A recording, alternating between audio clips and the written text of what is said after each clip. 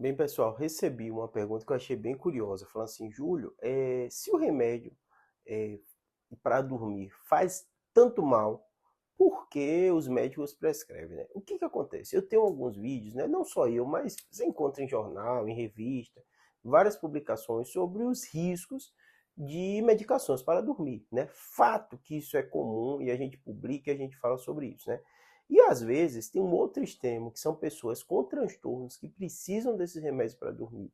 E elas ficam com medo de tomar o remédio, porque leram, porque viram, porque até viram vídeo meu ou vídeo de outra pessoa falando sobre as preocupações com as medicações. E aí a gente vai explicar para você entender direitinho. O que é que acontece? O ser humano é muito complexo. Por quê? A gente tem extremos. No meu dia a dia no consultório tem aquela pessoa que usa o remédio da vizinha, que pega remédio sem receita médica, sai tomando remédio. Não é à toa que o Brasil é um dos maiores consumidores do mundo, junto com os Estados Unidos, desses remédios tarja preta para dormir. Maioria das vezes que eu encontro no meu consultório é uso inadequado.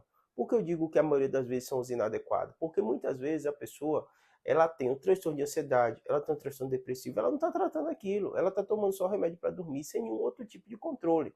E o médico muitas vezes não passou para ela está tomando da vizinha.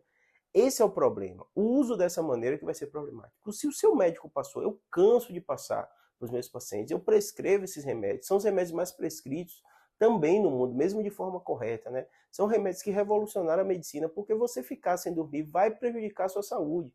Eu prefiro um paciente tomando remédio para dormir, dormindo bem, tendo sono restaurador, do que um paciente que não está tomando remédio por algum preconceito dele sobre o remédio e está mal, está sem dormir direito, está piorando a ansiedade dele, piorando a depressão. O que a gente tem que fazer é tratar o motivo de causa do seu transtorno do sono. Junto com isso, você entender o quanto é relevante o tratamento como um todo, né? E aí envolve prática de atividade física, envolve higiene do sono, envolve você não tomar café, né? Comer muita noite, né? Você controlar o seu tempo, cronometrar o tempo que você está dormindo, ver se está sendo adequado, afastar algumas doenças que dificultam o sono, como a apneia do sono, né?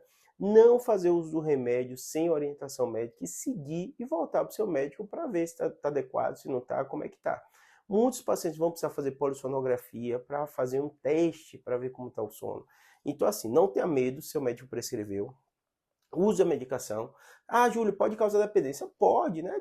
É uma droga, os remédios são drogas, mas a gente médico vai estar analisando os prós e os contras, tá bom? Então não fique desesperado, não fique preocupado se seu médico prescrever. Use direitinho, não faça nunca uso sem orientação médica, porque a vizinha tomou, porque um amigo deu e tal. Aí sim é preocupante. E muita gente vê assim, a pessoa começa a tomar de forma desorientada, aí aumenta a dose, aí começa, aí cria uma dependência, aí o remédio precisa de uma dose maior para poder funcionar, e o médico não passou e não está tratando a doença de base, aí sim é complicado. Aí sim você está se arriscando.